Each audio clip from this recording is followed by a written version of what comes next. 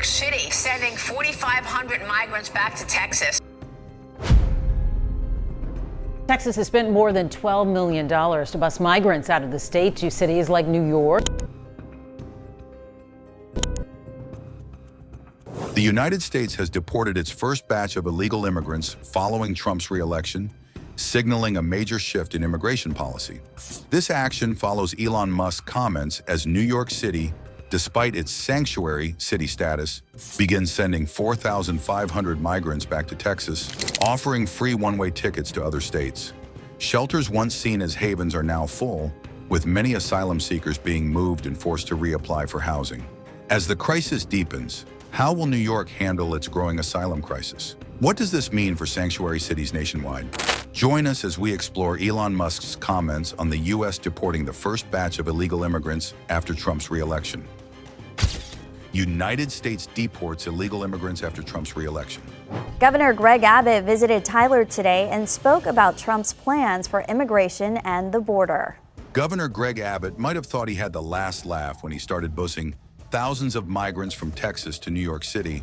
But now Mayor Eric Adams seems to be flipping the script. I'm going to fight and defend this city. This city deserves that, and that is what I'm going to continue to do. Adams is sending 4,500 migrants back to Texas and also shipping people off to Illinois, Florida, and Colorado. Abbott's office didn't hold back, slamming the move as hypocritical. This is after Adams had criticized busing migrants, calling it morally wrong. In New York, many voters, just like the national trend, were driven by concerns about the economy and immigration. That was especially true after Abbott started his busing initiative 2 years ago. What does this mean for New York's future? Is this a game changer? Stay with us as things heat up. Even someone as influential as Elon Musk, who actively supported Trump's re-election, may not be immune to immigration scrutiny.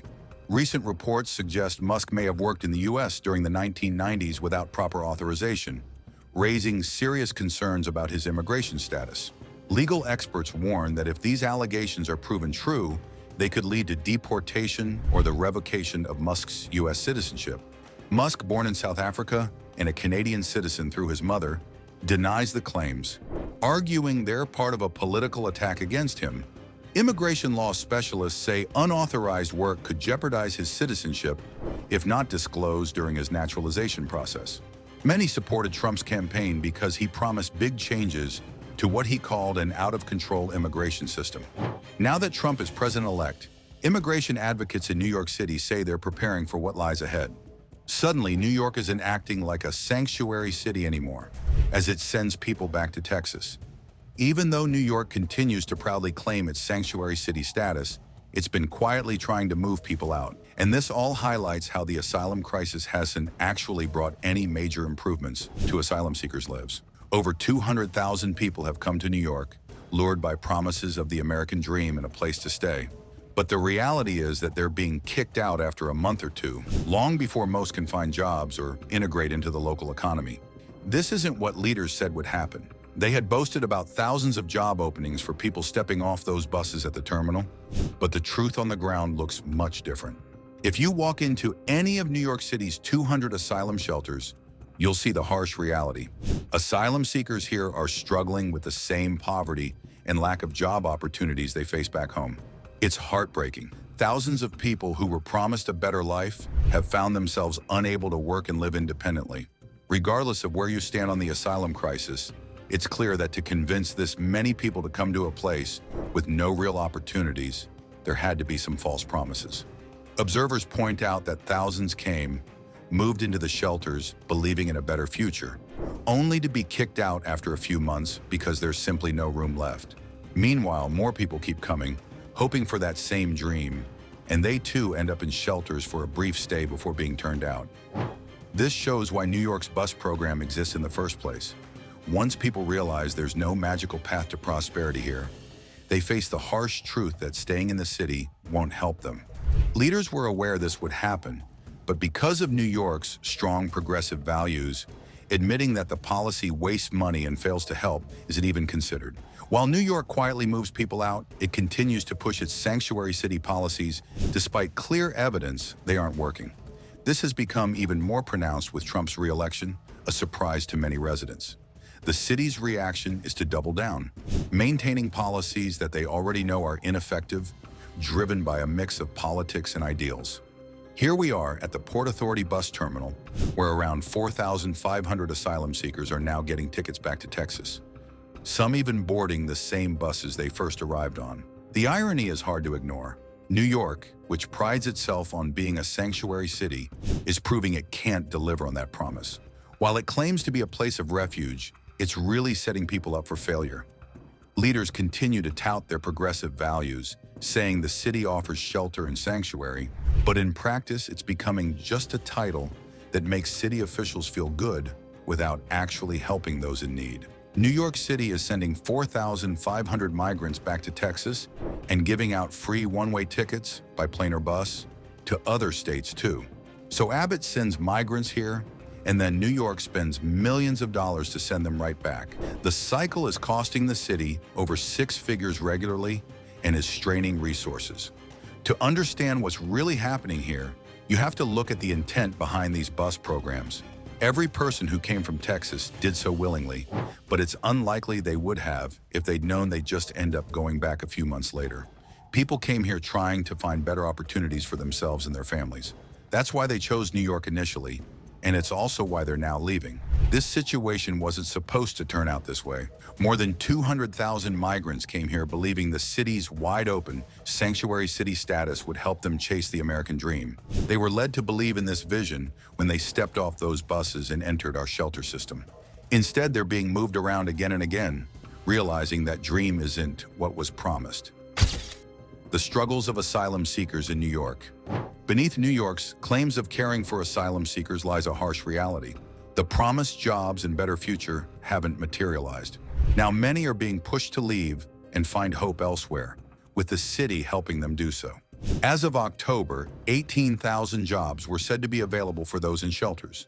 But if those jobs really exist, businesses should be hiring, yet many are still living in tents after being evicted from shelters.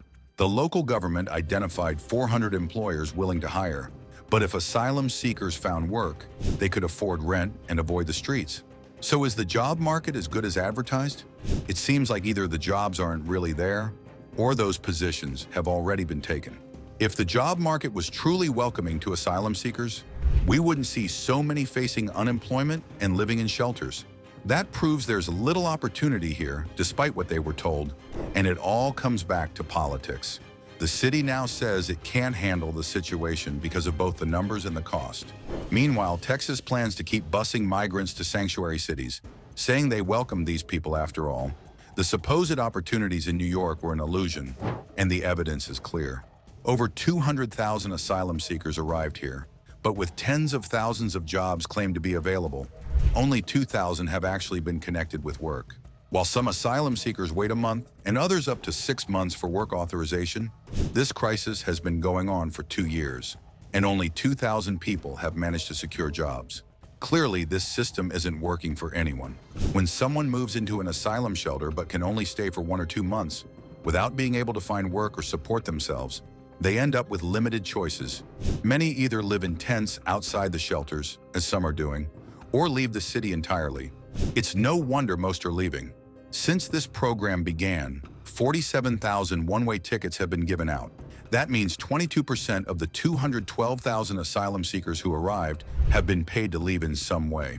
This explains how ineffective the city's asylum support programs really are.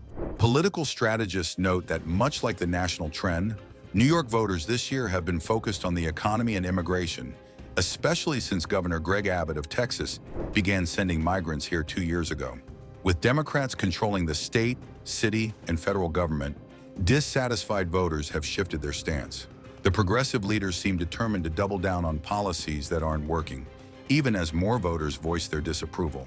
Despite growing awareness that the asylum crisis isn't helping anyone, the city's leaders aren't changing their stance.